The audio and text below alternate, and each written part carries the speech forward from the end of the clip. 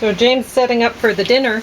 I'm going to probably try to plant some of these seedlings because you see how many I have in here, and I might need all of these. I washed, sterilized pots and, yogurt containers. And these were from a long time ago. They've been used many times, and I guess I'd forgotten that these containers, this brand used to be blue, and it doesn't, they're not anymore, they're clear. And now the containers, the things come off pretty easily, so you can see these ones don't have any, whatever. But anyway, these are a bit dirty now because I've been planting around them, but they were spotless. And I did that with a 10% bleach solution. And these, I had poked holes in them years ago, and I found that they were draining too much. So this year I'm going to put them inside the ones that I got more recently, and so that they won't drain as quickly. And then when I can see that I've overwatered, then I'll just lift them out of the other ones, and we'll see how that goes. So these trays, I'll be able to bring them inside because we still have some cool weather. I won't be able to leave them in my porch, or they'd get too cold.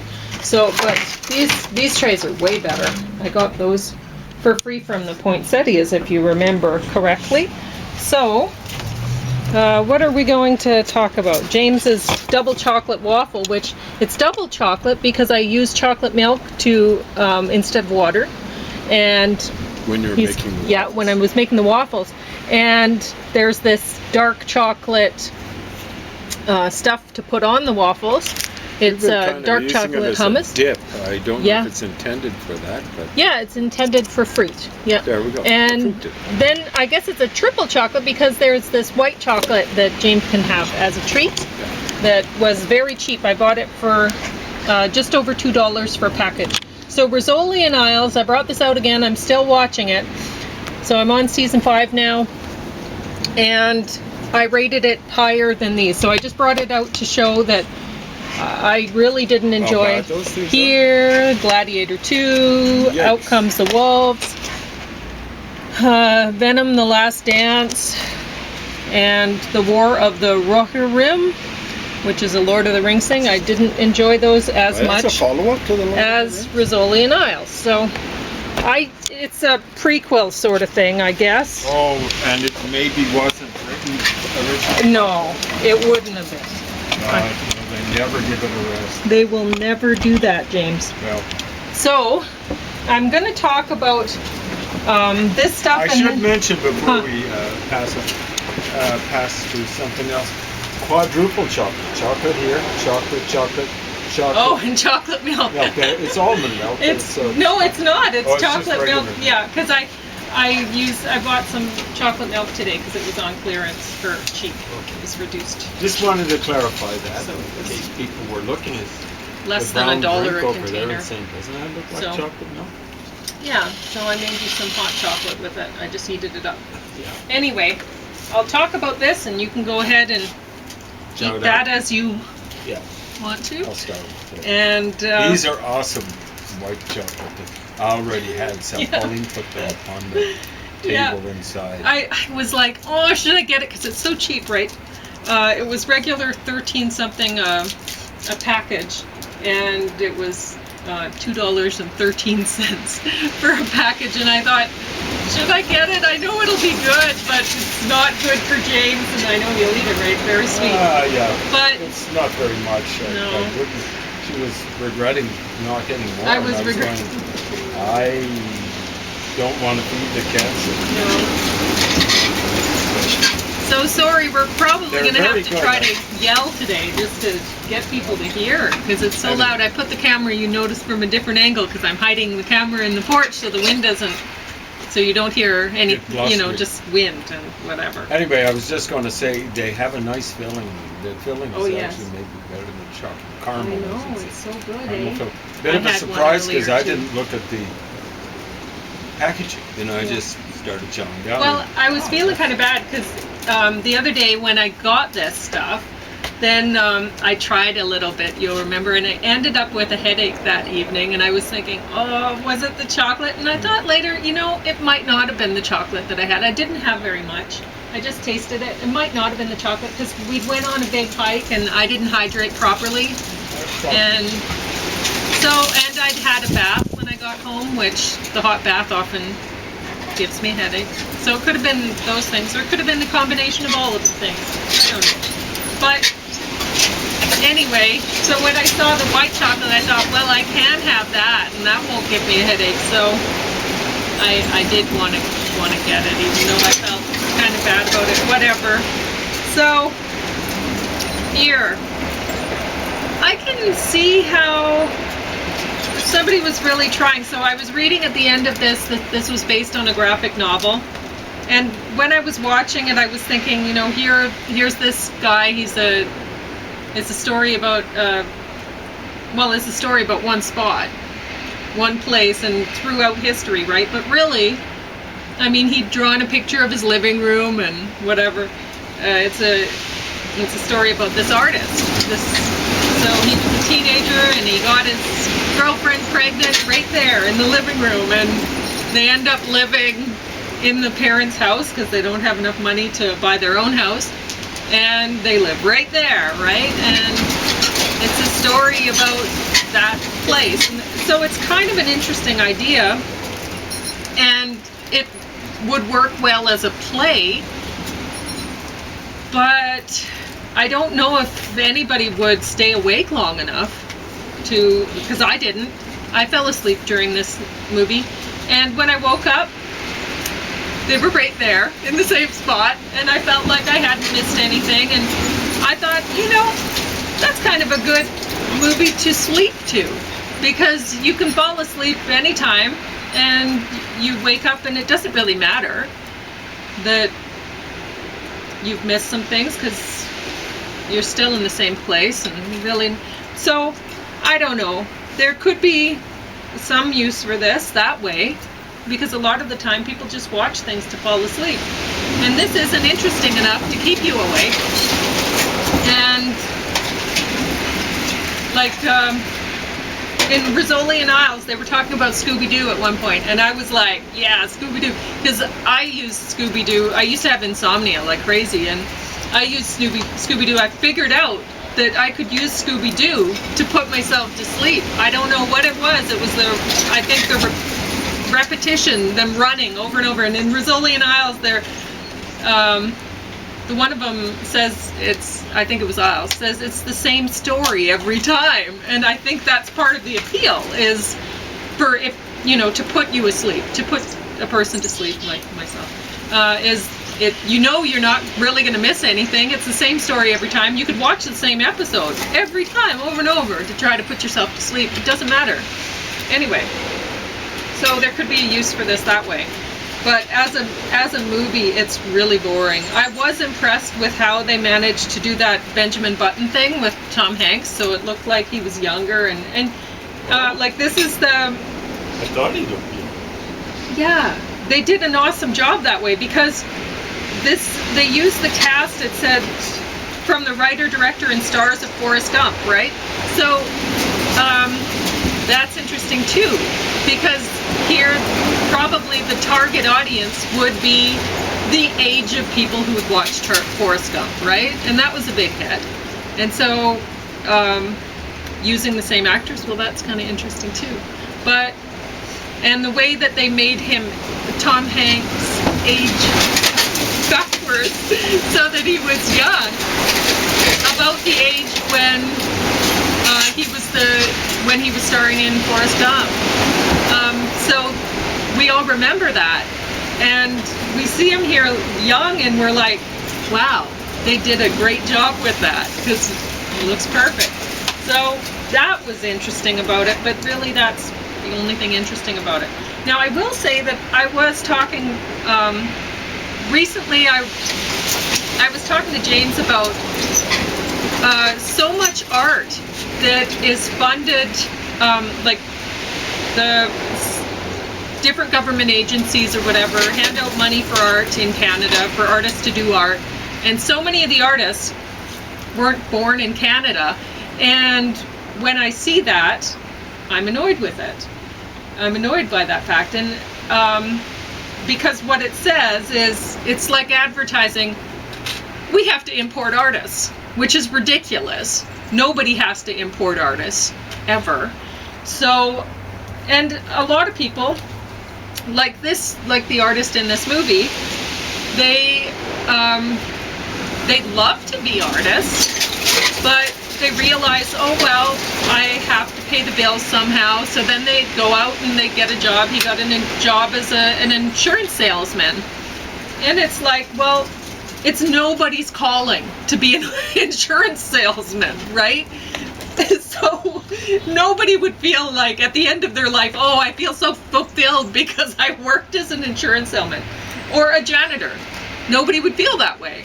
Yet a lot of people have to. So when people are working as an insurance salesman or a janitor, maybe more so, and would like to be doing art and are actually more qualified to do it than a lot of people that are getting funding, they might get a little annoyed, right?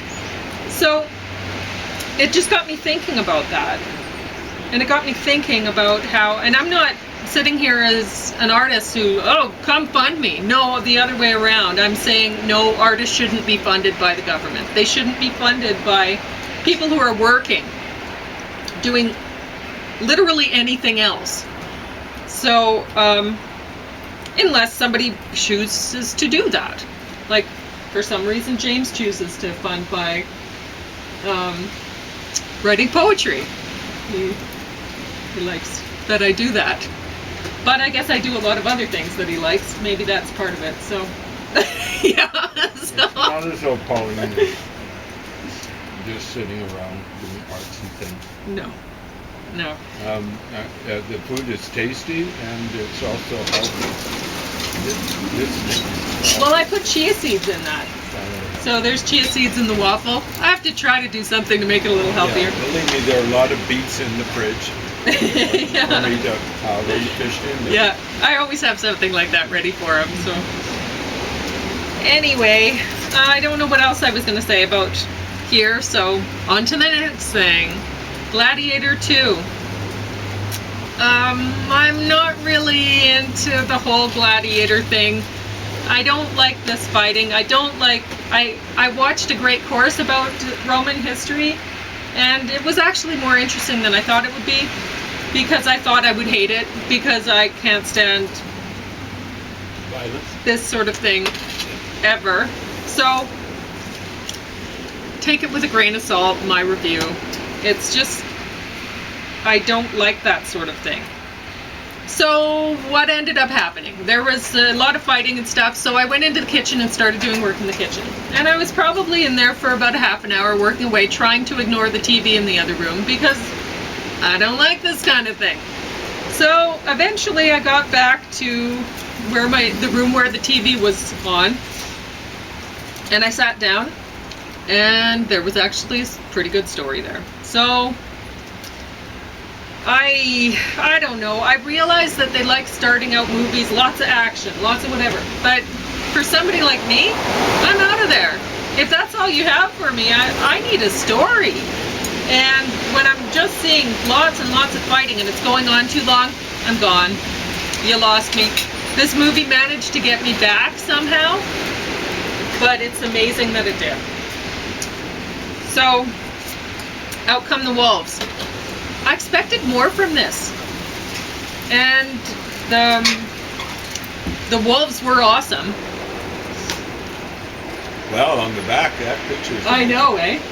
So there were some awesome scenes with wolves, and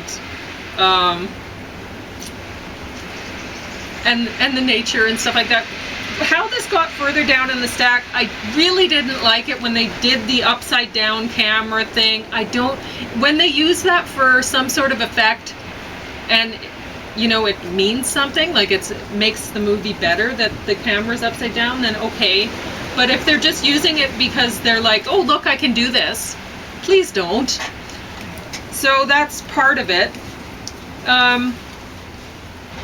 I didn't like the dance you know, when she's dancing to the music in the cabin, I'm like, okay, edit that out. That's I can't see a point to that. With wolves, eh? No. Oh, okay. What else?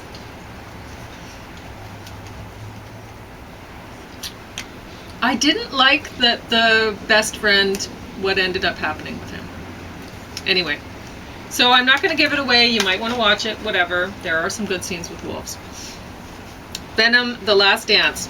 I'm going to give a spoiler alert on this one because it's way down at the bottom. So I'm just going to talk about it freely. I don't think you should bother watching it. They put a lot of money into this with the special effects and stuff.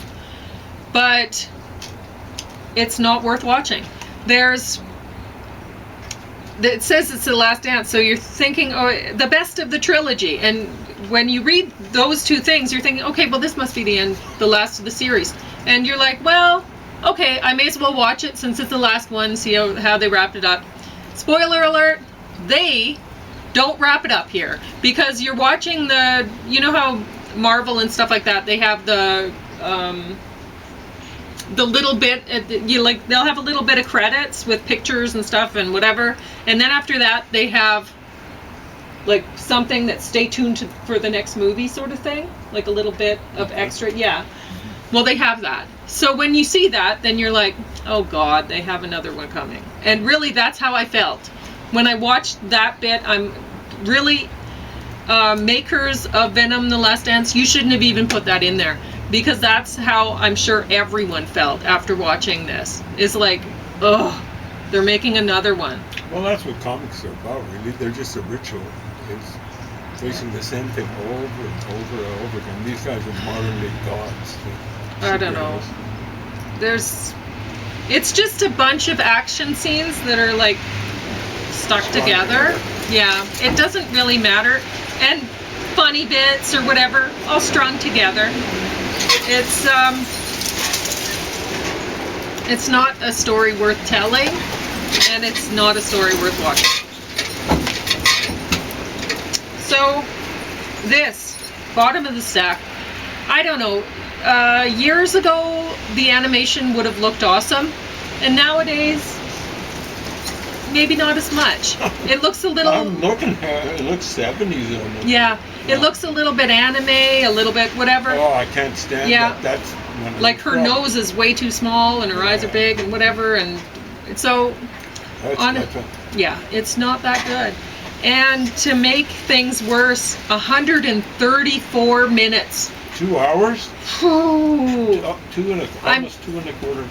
And honestly, people who watch Lord of the Rings stuff, they'd look at Lord of the Rings thing and they'd go, yeah, well, that's about right. Like, they're too long.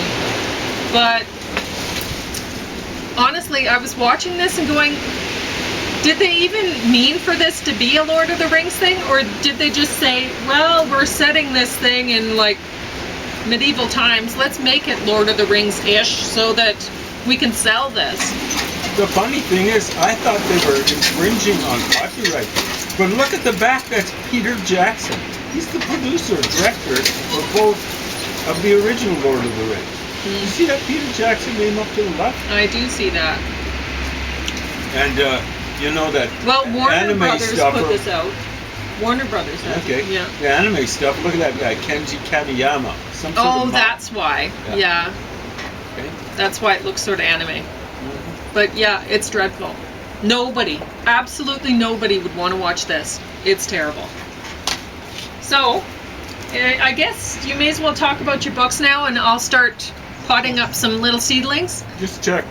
If you're giving up, you see how much time. Can't see much time. Like 8 minutes left. 9, almost 10. You have almost 10. I'll check here. The camera covers it. It's over here. 10 books. These aren't all the books I've read or am reading. Read recently or am reading right now. These are just the ones that have something to do with some sort of religion. Not all the same religion. So I've been threatening to review this book. I finished it several days ago.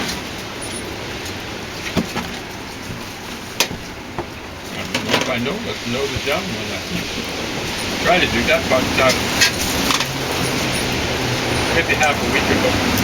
So usted puede vivir para siempre en el paraíso en la tierra. You can live forever in paradise on earth. This is put out by Jehovah's Witnesses, okay? Jehovah's Witnesses. It talks about, what is it? El Salón del Reino or something like that. That's their kingdom hall. Took me a couple of seconds to, oh, that's what they're talking about. Yeah, what Jehovah's Witness, that's a little bit, yeah, testimonio de la, I forgot what the word they have for Jehovah in Spanish, but yeah, so I'll just give an overview of the stuff. I've talked about these ones before. These are Hindu things, fundamentalist Hindu in some ways. This is pantheism in the form of Greek myth, not Roman myth, Greek myth. There's an attempt to tie it in with other myths mentioned. There's mention of James Fraser, sometimes lots of people call That's better. Sir James Fraser might have been put up maybe well over 100 years ago. Hessa aus Indian and Hessa made a visit past India, as I recall, but it talks about a variety of different religions that he encountered on the way going from Genoa, however you want to mispronounce it. Then here's a Kashmiri thing. I'm still trying to make these 4 books I finished, and then I finished this one. So this is a form of Christianity, very different from most Christianity. And then here's stuff that I'm really proud of. So I'm working on this Kashmiri thing. It's got Sanskrit in it, and English commentary. Italian introduction for some reason or another. And okay, Face of the Ancient Orient. Going through this, it's going to go pretty quickly, easily. Most of this, or much of it's review. There is, it talks about culture more than history and stuff like that. So, and culture, and that would include architecture, recovered by archaeology and stuff like this. Sabatino Moscati is famous in the studies of the ancient Near East. I'm pretty sure he's long dead, but this thing was put out maybe 1960? 1958. Oh, so I was wrong. Put out in English translation 1960. So there's a fair amount of religious stuff. Like here's a Babylonian / Assyrian type of deity. Picture. This is a surprisingly good novel, hailing from Egypt. This guy's supposed to be maybe Egypt's greatest modern novelist, according to the words here. So, Naguib, it looks like it's spelled Naguib, but I think that's just so the U is put in there so we pronounce the G the way the Egyptians pronounce what most Arabs pronounce as a J. So, Najib, which means something like noble or